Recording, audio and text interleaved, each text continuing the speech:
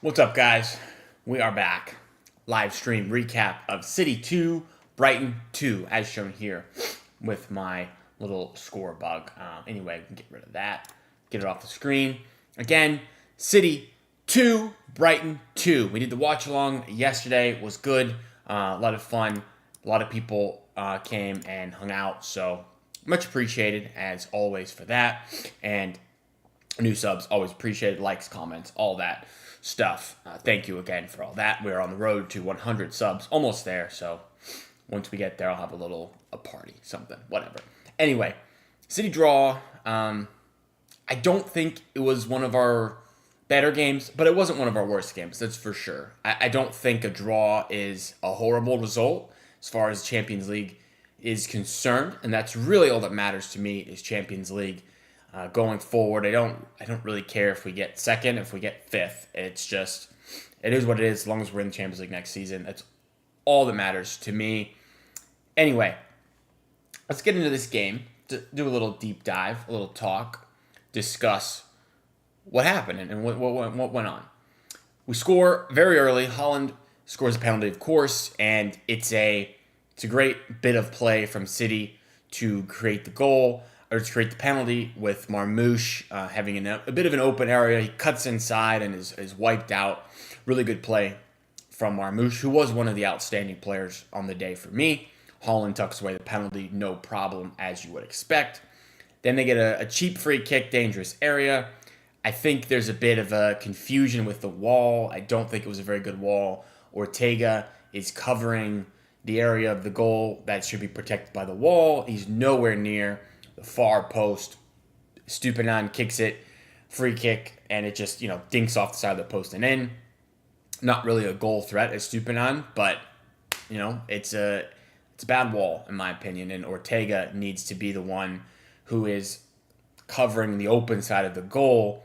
To me, if he gets over the wall and in, then, you say, well done, good free kick. But if both of the free kick and the goalie are protecting the same side of the goal, it's kind of weird to me. I don't know. There was just a lot of space for Estupinan to aim for, from what it looked like. I mean, the ball went around the goal, around the wall, and it was not really, it didn't even look difficult for Estupinan. He probably lined up there and thought, wow, I got a great opportunity to knock this in. So that's how it went down there. It was poor from Ortega.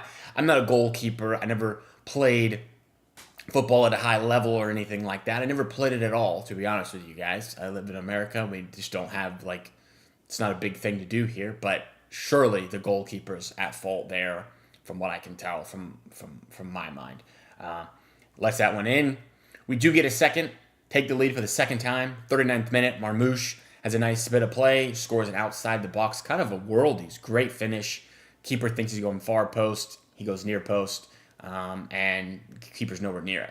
Great finish from Marmoush, who you can tell has that finishing quality and he's an exciting player to watch. I really have enjoyed Marmoush since he's joined in January. I think that's his fourth goal in 7 games, something like that for the Premier League, which is great. Then you get to Krusenov, his own goal. Not really his fault in my mind. I mean, it's a ball into the box, kind of pinballs around a bit. Hinselwood has a shot, and he swipes at the ball, and it just deflects off Kusanov and goes in. Not much Ortega can do there. Not much Kusanov can do there. To me, at least, maybe Kusanov could step forward a bit and be a bit more even on line, so it's potentially an offsides.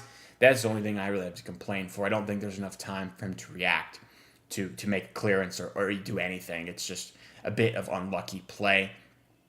The game, all in all, to me, was a game of two halves. I see City kind of take the lead once, take the lead twice in the first half, and concede an unfortunate free kick. So to me, first half was all City, really. Second half is kind of the inverse. They score, and there's not a whole lot of chances from City. Meanwhile, Brighton have multiple chances to take the lead and probably would feel like they deserved a win based on the chances they created in the second half. So I don't know. It's a weird one. If you look at the table, this is following the morning games of Sunday. Chelsea played Arsenal and lost 1-0. So they are sitting 1 point ahead of us on 49. Meanwhile, we've got 48. Goal difference is essentially the same. We play Leicester next, and they've got Tottenham next. So, this could flip. Fifth is still currently projected to be Champions League spot. Newcastle do have a game in hand because they're playing in the final of the Carabao Cup right now. So if they win against Brentford, that would put them 2 points ahead of us, and we'd be out of the Champions League places. But again, not a huge worry at the moment. We still have 9 games left. City do to probably go for, 15 more points, 63-ish points. Probably gets it done, 63, 64, 65, something like that. Locks down top 5, I would guess.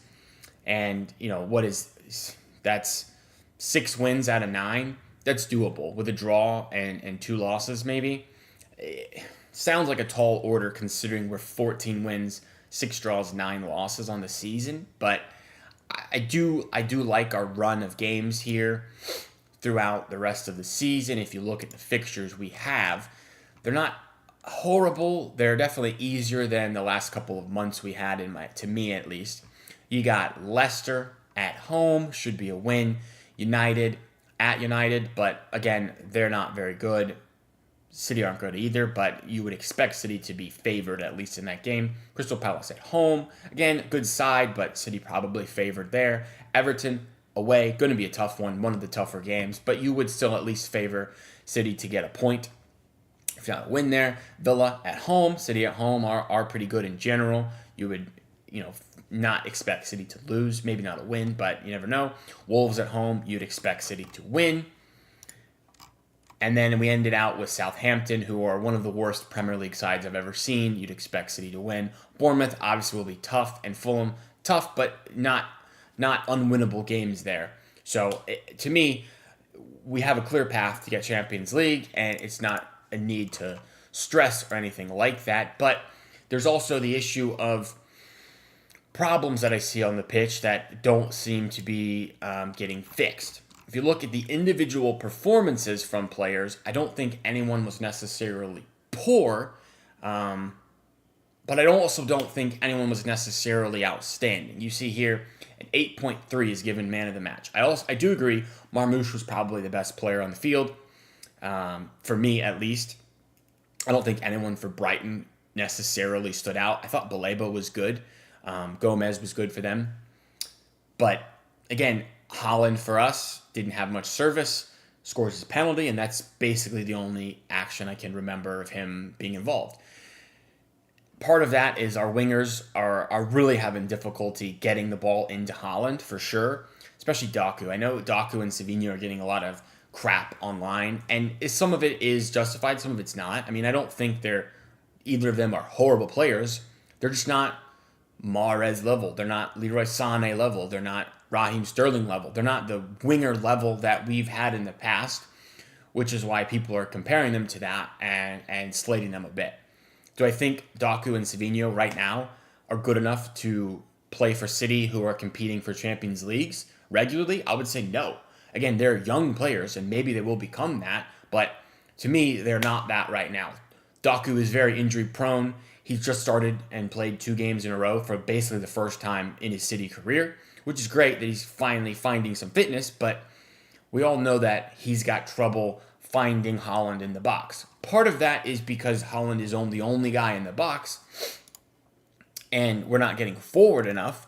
But, I mean, if you look at this, if you look at Jeremy Doku's profile here, I put this tweet up earlier today, and it's a tale of 2 sides. The guy might be the best on-the-ball dribbler in world football. There are not many people who can do what he can do on the ball, which is great. Love that. However, being great on the ball doesn't create chances automatically. If you look here, I'm going to look and see if I can find it on here for you guys. This is his Premier League minutes. Goals, 3. Obviously not very high. 52nd percentile. XG is even lower. So, it's nice that he's got 3 goals with basically a less than 1 XG. But if you look here, this is the problem for me. His passing is just so inferior to what we're compared to.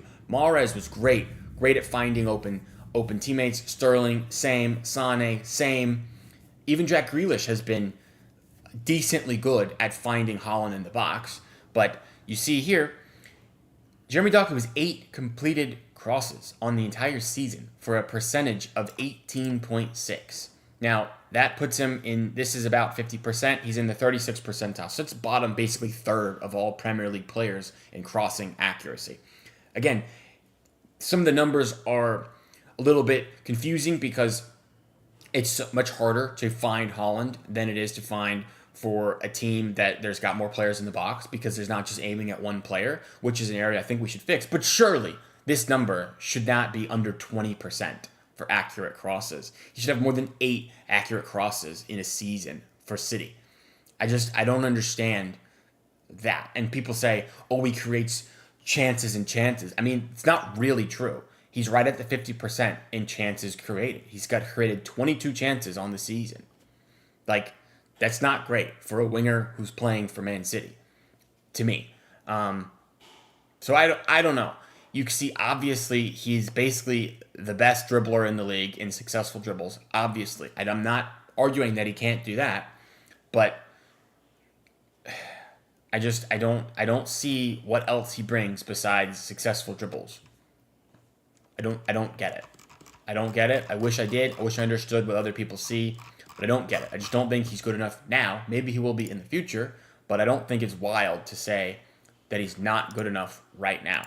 Savinho is similar. It's a weird sort of case study with these wingers we've got, because you can see the talent, similarly to Doku. He's probably not quite as good of a dribbler as Doku is, but the guy's got no end product. He's got 1 goal in the Premier League, and that's just obviously not good enough for a Premier League player. You see here, he's got 16 successful crosses, which indicates he's a little bit better. But again, the percentage is low, 21%.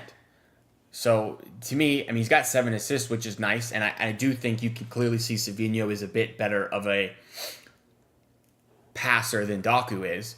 But again, goals is extremely low for this guy. He's got to be working on his finishing so much more going forward, because he just doesn't have it. A lot of his shots are just don't have enough power, or they're right at the keeper, or they're well off target. You see, he's got 51 shots to 19 on target. I feel like that's not a good ratio in my mind. His XG is almost 5, and he's got 1. So he's well underperforming XG, which clearly is a problem. So I don't know. These 2 wingers we've got, you see Savinho, he's young. He's only 20. He's about to be 21. Doku's what, 22, 23. They're young. They need time to develop. But City are trying to compete for Champions Leagues. I don't know that we need 2 wingers who are young up-and-comers, prospects that are developing. I feel like we probably need at least one who's an already proven product. And the other winger behind them is Oscar Bob, who has less minutes than both of them because he's only played basically half of last season and hasn't played at all this year.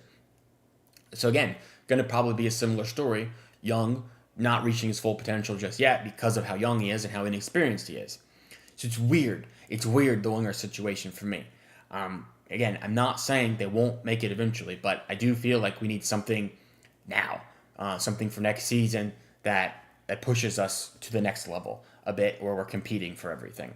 Midfield I thought was fine yesterday. Gundo was actually pretty good. To me, one of the better players on the pitch. Nico, good. Again, no real problems. Defending, I could see why they got, not great overall ratings. Brighton get 2 goals, but again, I don't think either of the goals were really on the defenders per se. I do think that they had a lot of chances in the second half, which were probably on the defenders, and we're just lucky they didn't put them away. So that's kind of my thoughts on this game. I think you got to watch this winger situation with Doku and Savinho.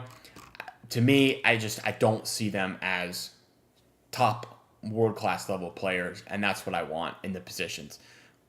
Call me crazy, but I would like 11 world-class players to start for us. And maybe that's unrealistic, but how many do we have now? We have Haaland, we have Vardiol, and Rodri, and that's basically it at the moment. Foden's way out of form. KDB's on the decline, Ederson's head is gone. He wants to leave the club. Ruben Diaz is great, but hasn't been world-class this season, I don't think. Kusanov's too young. The other center backs are all injured. Kovacic's never been world-class. Gundogan is too old. Bernardo's not it anymore. Grealish, not it. Maybe never was. So it's tough. Like, is Marmoush world-class? Not yet. Surely not. He's only been here a couple of months. So I don't know. We need some big signings, clearly. Some refresh. Big names need to leave. Big names need to come in. And, hopefully it's big ones that we all kind of hope for. It's Florian Wirtz, it's Carlos Baleba, it's Bruno G, some combination of that. Maybe Camavinga, it remains to be seen, obviously, who we end up going for and who we get. But to me, we need massive changes if we want to compete again in the way we have over the past decade. Because each team has a cycle, and we've just reached the end of our cycle. We just need to refresh, which is fine. It's not no drama. There's nothing like no panic button where I'm freaking out or anything. I want to get Champions League so we can continue that process. And if we don't get it, it extends our difficulties probably another year until we can re-qualify for that competition. So anyway, that's all. I'll just ramble a bit, but that's all I have for today. I appreciate all the people who hit me up on Twitter and watch my TikToks, all that. So look for more content coming forward this week. It might be a little bit slow just because it is an international week, which is always a bit dead. But hopefully we get some good City news, some transfer news where I can put out some videos and talk to you guys. So like, subscribe, comment, all that good stuff. Thank you guys. I'll be back. As soon as there's more news, you know it, I will be